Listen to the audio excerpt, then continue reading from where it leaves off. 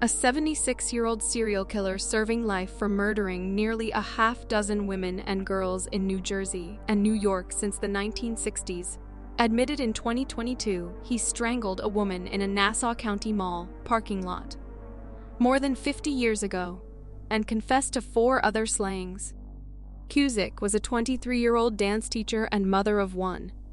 Her parents reported her missing when she failed to return, and her father was the one to find Cusick beaten, raped, and duct-taped in the back seat of her car in the mall parking lot, just 2 days after Valentine's Day that year.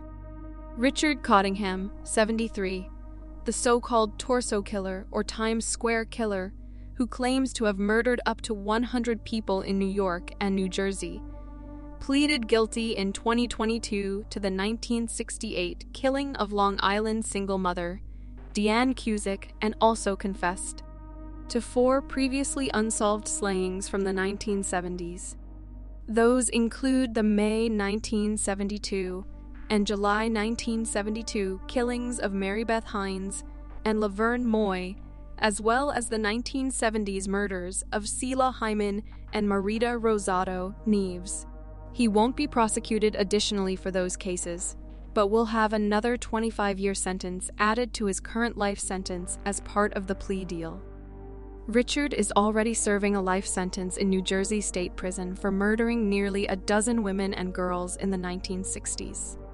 He allegedly often posed as a mall security guard and approached victims in parking lots, accusing them of shoplifting before launching his violent attacks.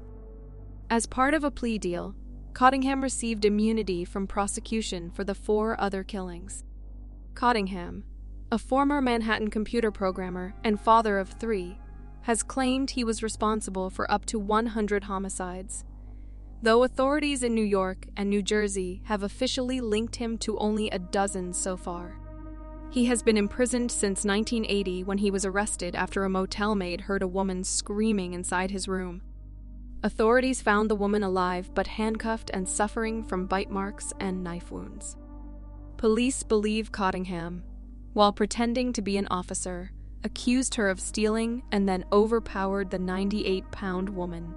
The medical examiner concluded that Cusick had been beaten in the face and head and was suffocated.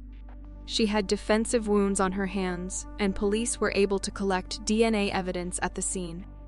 At the time, however, DNA testing did not exist. It was only through advances in DNA technology that the NCDA and our partners at the Nassau County Police Department could solve this 54-year-old cold case and identify a suspect in Mrs. Cusick's tragic death, Nassau County District Attorney Ann Donnelly said in June 2022, announcing the indictment. "We make a promise to her surviving daughter today. We will bring her mother's killer to justice."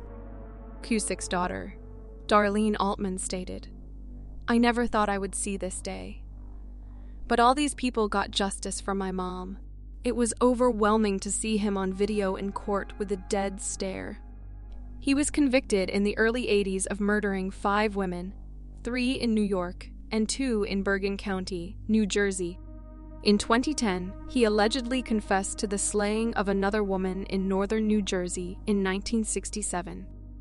In 2021, Cottingham pleaded guilty to the 1974 murders of 2 New Jersey teens, 17-year-old Mary Ann Pryor and 16-year-old Lorraine Marie Kelly, friends who had gone to the mall for new bathing suits but never returned. 5 days after going missing, their bodies were found nude and beaten in the woods in northern New Jersey. He was dubbed the torso killer because he allegedly dismembered victims in some cases.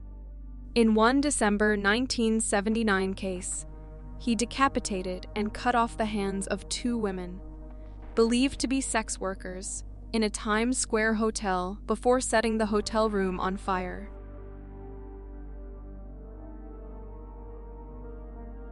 After more than 13 years of piecing together a DNA trail, investigators followed it to Virginia and arrested a man they allege shot 2 women to death at their home in Mount Union. Christine McWhorter, 22, and her aunt, Beatrice Daniels, 31, died sometime between roughly 6 p.m. January 2nd and 11, 8:50 a.m., January 3, 2009, in their apartment at the Chestnut Terrace housing complex. State police investigators say the women were both shot in the head. Mrs. McWhorter's 4-month-old daughter and 4-year-old son were then left behind in the apartment. Neighbors discovered the women had been killed after making contact with Miss McWhorter's son the morning of January 3rd. In May 2022, authorities arrested Maurico Tyrone Johnson, 47, of Newport News, Virginia, and charged him with 2 counts of criminal homicide. The murder was already a cold case when Smith took office by appointment in January 2014 as his predecessor, George Zanuck, moved onto the bench as Huntingdon County's president judge. The case was still cold when Smith was elected to the DA post during the 2015 election cycle. Smith explained work on the case has never ceased. "We continue to work cold cases," Smith said, adding Pennsylvania State Police dedicates a cold case unit to victims like Mrs. McWhorter and Mrs. Daniels for whom justice requires patience. The DA credits the commitment of law enforcement and ongoing advancements in technology with leading to Johnson's arrest, Smith stated. "We're very satisfied and very thankful for the determination of the investigators. And this technology and science has gotten better and better." Smith explained the DNA trail that led to Johnson didn't emerge overnight.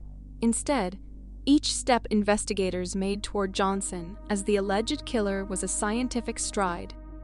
According to the criminal complaint filed by Trooper Jonathan Thomas, droplets of blood were taken into evidence from the scene January 3, 2009, and the initial DNA report concluded blood collected from the stairs and interior doors of the apartment were all deposited by an unidentified male. Fast forward to March 14, 2016, when Trooper David Clemens submitted DNA samples to DNA Solutions, which, in turn, prepared and forwarded the samples to Parabon Nanolabs based in Reston, Virginia. The Parabon Lab issued a snapshot report May 6, 2016, indicating the DNA belonged to an black male with brown to black hair, medium to light brown complexion, and green or hazel eyes. On July 12, 2018, Trooper Dana Martini contacted Tom Shaw, a certified forensic artist and snapshot case manager with Parabon Nanolabs, and asked him to conduct a genetic genealogy analysis of the DNA recovered the murder scene. 3 months later, October 9, 2018, Parabon provided a report on the genetic genealogy of the DNA and identified Maurico Johnson as a potential match. Johnson's appearance is consistent with the snapshot report. Smith declined to comment on how the various parties in the case are linked, but indicated Johnson was acquainted with Mrs. McWhorter through his then-girlfriend, Cynthia Swan. Troopers Thomas and Martini interviewed Johnson for the first time December 12, 2019, at his home in Newport News. According to the troopers, Johnson said he used to travel to Mount Union to visit Swan, whom he dated from 2001 until 2012. He described Mrs. McWhorter as Swan's best friend and denied setting foot in Mrs. McWhorter's apartment. Johnson provided the troopers with a DNA sample via a swab of his mouth. The sample was sent off for analysis by the State Police Lab in Harrisburg December 16, 2019, and on January 3, 2020, the lab reported Johnson's DNA matched blood evidence found on the stairs and interior doors of the crime scene. Investigators then compared Johnson's time card to the estimated time of the double murder. On January 22, 2020, state police received time cards from Johnson's then-employee, the New York Department of Corrections, which confirmed he was off work January 2, 2009, and started his January 3rd shift at 7 a.m. State police estimate the time it takes to travel the 294 miles between Mount Union and Johnson's then workplace is 4 hours and 43 minutes. Police checked to see if Johnson had access to a .25 caliber firearm, the type used to kill Mrs. McWhorter and Mrs. Daniels. On January 23, 2020, troopers Thomas and Martini interviewed the suspect's half-brother, Carroll Broadus Johnson of Connecticut, who told the officers he thought his late father owned a .25 caliber handgun and that Maurico Johnson inherited their father's belongings when he passed away in 1998.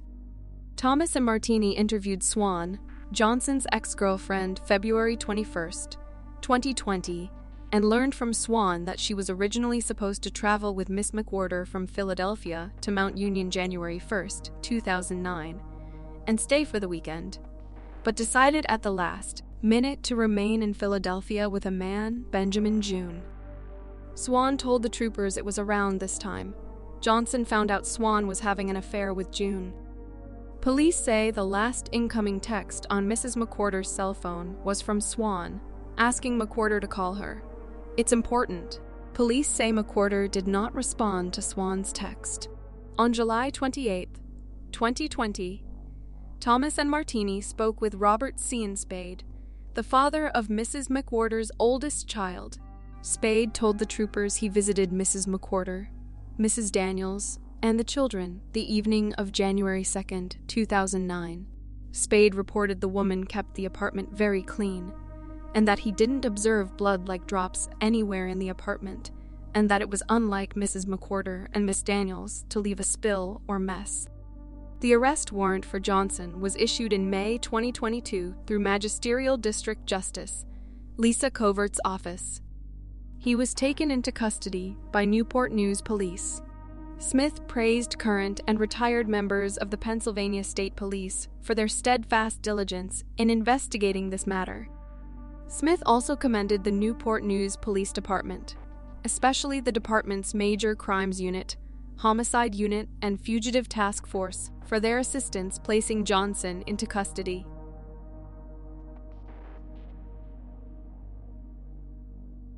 Brenda Bolton was 23 when she met the man who would become her husband at a young farmers' event in Worcestershire. Both from rural communities, they connected straight away. She was kind, unassuming, and good company. David Venables would later tell the jury on his murder trial. After that first meeting at Droitwich Winter Gardens, Mr. Venables juggled his time seeing her at her home in the tiny village of Rushock, with work on his family's pig farm.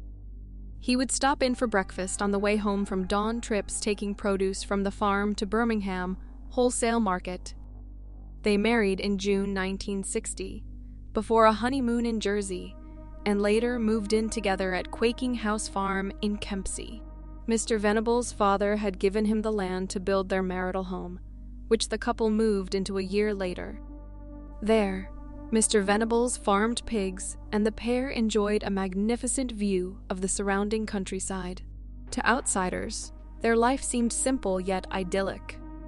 But on May 3, 1982, Brenda Venables vanished. Mr. Venables reported it to police the following day. The previous day, he said, had been perfectly normal, with them sowing potatoes. His wife had also seemed to be enjoying playing with the puppy on the hearthrug, and he noticed nothing unusual in her mood that evening, or after they went to bed. "I just woke up to find she had gone," he told a journalist from the Worcester Evening News. "She has never done anything like this before, and I haven't the faintest idea what has happened to her." He said he had been unable to sleep since she went missing, adding that his wife had been suffering from depression as a result of a recent bout of flu. The village of Kempsey was soon overrun as the search for Mrs. Venables got underway. West Mercia police used a helicopter to aid with the search and tracker dogs, checked farm buildings and derelict properties, but no trace of her was found. Vicky Jennings, a friend of the couple, later recounted Mr. Venables did not seem overly concerned and didn't appear to be actively searching for his wife. David Harrison, now a councillor on Malvern Hills District Council, ran the Farmers Arms pub on Bestman's Lane in Kempsey at the time. "Everybody was surprised. It is the same with any person that goes missing. It becomes the talk of the village," he said. "There was lots of speculation and lots of things put forward, and lots of rumors. A police search," he said, "lasted 2 or 3 weeks. covering a 4 or 5 mile area around Kempsey up to the M50 motorway, including his own 9 acres of land. There was a great deal of police coming around searching everywhere to see if there was anything anywhere that would lead to finding her, he said. They cut back all the growth on the ditches to see if there was anything in the ditches. For almost 40 years, Mrs. Venables' family was left without a single answer about what happened to her. Until July 2019, when human remains were found in a septic tank in the grounds of Quaking House Farm. The new owners of the farm, Mr. Venables, had moved out in 2014, wanted the tank serviced. To the horror of engineer Alastair Pitt, he found a large clump of hair before uncovering a human skull. A pelvis and thigh bones were also recovered, although it was impossible to determine cause of death. Remnants of clothing, including half a pair of knickers, a pair of tights, a bra, remains of some shoes, and a sweater, were also in the tank. At the time of the discovery, a search was ongoing just 7 miles away for estate agent Susie Lampla, who disappeared in London in 1986. A site near Pershore had been identified after new information arose, following a search the previous year of a property in Sutton Coldfield, which once belonged to the mother of prime suspect John Cannon, but police said there was no link between the remains and Miss Lampla. It took more than a year until detectives announced the bones had formally been identified as those of Mrs. Venables, and her husband, who was then 88, was charged with her murder. At his trial, details of his double life were revealed, as prosecutors told how he had been in a long-term, on-off relationship with his mother's carer Lorraine Stiles since around 1967. But even though Mrs. Stiles had died in 2017, a statement she had given to police in 1984, after Mrs. Venables had disappeared, was read to the court. She said the day after he reported his wife missing to police, he had telephoned her. He seemed quite composed and suddenly told me his wife had disappeared the night before, and he was phoning to let me know, before I read it in the paper, her statement said. He called around about 2 weeks later but didn't mention it. I couldn't understand how he was so calm about the whole episode. Prosecutor Michael Burrows told jurors he wanted Mrs. Venables out of the way. He wanted to resume his long-standing affair with another woman, he said. He knew about the septic tank in its secluded location. It was for him almost the perfect hiding place. And for nearly 40 years, it was the perfect place. And he got away with murder. West Mercia Police Constable Peter Sherrick, who was among the search teams, told the hearing how the septic tank was apparently overlooked during the initial searches. He said, "At the time, it just looked like a pad of concrete, and I didn't pay it any attention." Mr. Burrows had said it was beyond belief that Mrs. Venables took her own life by climbing into the septic tank and somehow shifted the heavy lid and put it back in place above her so that there was no sign of any disturbance. He also said it was preposterous to suppose Mrs. Venables walked out of their house that night and was confronted by someone outside the house. Giving his evidence, Venables told how he regretted his affair. He also claimed he and his wife's relationship remained sexual, and that they continued to share a bed until she vanished. But the court heard evidence from notes made by Mrs. Venables' consultant psychiatrist, who she was seeing for treatment for depression in March 1982, saying the couple had not slept together since 1968 and had not shared a bed for 3 years. In police interviews, Venables even claimed murderer Fred West could have been responsible for killing his spouse. But jurors rejected his claims of innocence and convicted him of Mrs. Venables' murder. Following his conviction, the Crown Prosecution Service said few people knew about the very secluded septic tank in 1982, and only 2 people had emptied the tank, Mr. Venables and another worker who said it had been difficult to access. As such, the Crown Prosecution Service added, it was its case that if anybody else had been responsible for Mrs. Venables' death, they would not have known about the tank as a way of concealing her body, and it was unbelievable. She may have been killed somewhere else, and her body returned home. Her family have said her disappearance had devastated them. She was kind and caring and has been greatly missed, they said. We, her surviving family, are thankful that Brenda was found and that we were able to lay her to rest with her parents in a place of security, calm, and dignity. Marian Walters, who was a friend of Mr. Venables' brother, said the trial puts an end to decades of angst.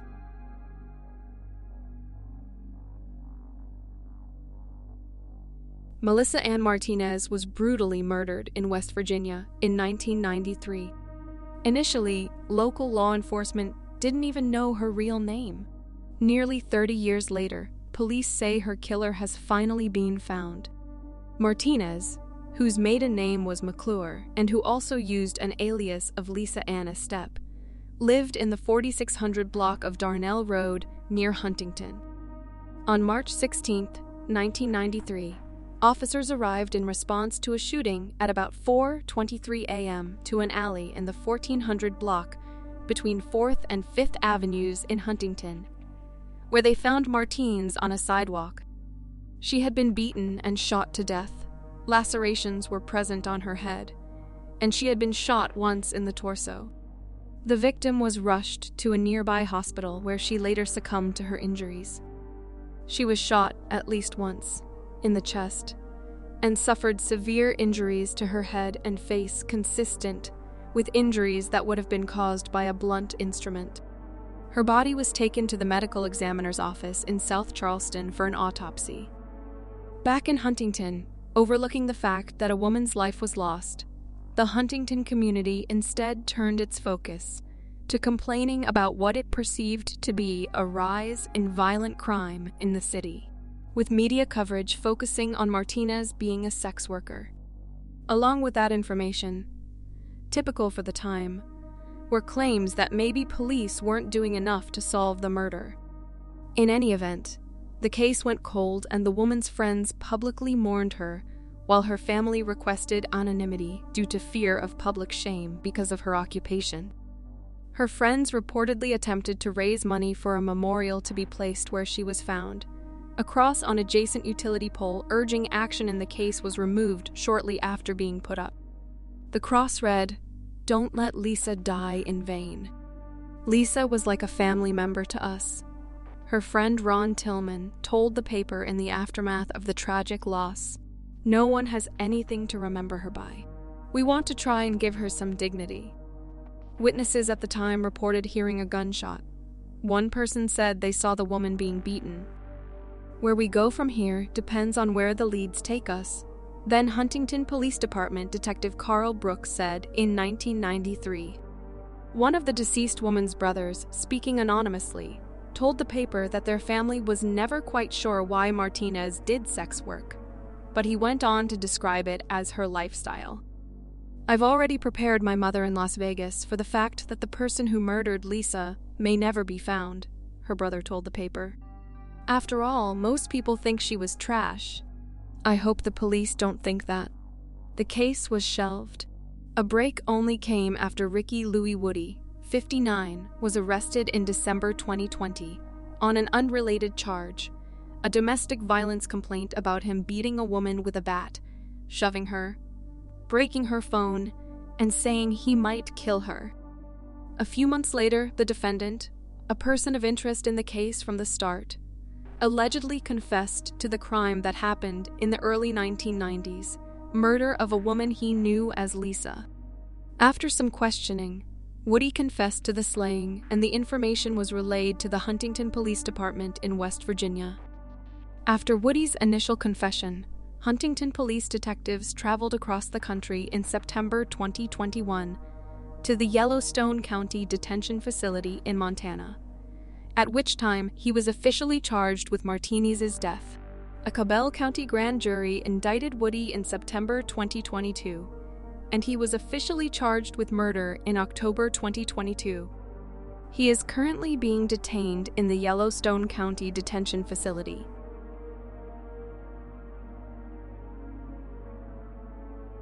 In 1992, authorities found 29-year-old Nona Stamey Cobb strangled to death and left on the side of the highway. Cobb was last seen on the night of July 6, 1992, at the Welcome Center on Interstate 85 in Cleveland County, where she got into a truck being driven by an unidentified male. Her body was discovered at approximately 6:15 a.m. on the morning of July 7th, discarded on the northbound side of Interstate 77 in Surry County. Investigators reportedly came up with their first suspect approximately 3 years later, when deputies with the Surry County Sheriff's Office questioned Ashboro trucker Sean Patrick Gobble in connection with the case. While Gobble reportedly denied having any involvement in Cobb's death, he was later convicted of murdering 3 other women and was sentenced to 2 life sentences plus 14 years in prison. However, DNA obtained from semen found on Cobb's body was analyzed in July 1995 and reportedly ruled Gobble out a suspect in her slaying, leaving investigators without a person of interest in the case for decades. In April 2021, special agents with the SBI's Cold Case Investigation Unit and investigators with the Sheriff's Office re-examined the physical evidence collected from the crime scene, including the DNA found on Cobb's body. Investigators were able to identify Alexander as a possible suspect by matching his DNA profile to the DNA left on Cobb's body. Officers with the Diamond Head Police Department in Mississippi arrested Alexander in May 2022. Online jail records show. He is currently being held in the Hancock County Jail as he awaits extradition back to North Carolina to face the murder charge. Cobb's sister, Vicki Gregory, in 1992, reportedly told the Journal that Cobb had been struggling with a drug problem at the time of her death, but loved her family, especially her then 3-year-old son, Josh. She loved us, and we loved her. Just because you do something wrong doesn't mean you stop loving her, Gregory reportedly said in 1992. She loved Josh. She was very proud of him. Cobb, a widow, had reportedly lost custody of her son approximately 7 months before her death. The boy was reportedly staying with Gregory, who noted that Cobb called to ask about the boy nearly every day. The SBI emphasized that the investigation into Alexander remains ongoing and authorities are looking into the possibility that there may be more victims. If you enjoyed the video, please show your support by subscribing and liking the video, and turn on all notifications so you don't miss any future uploads.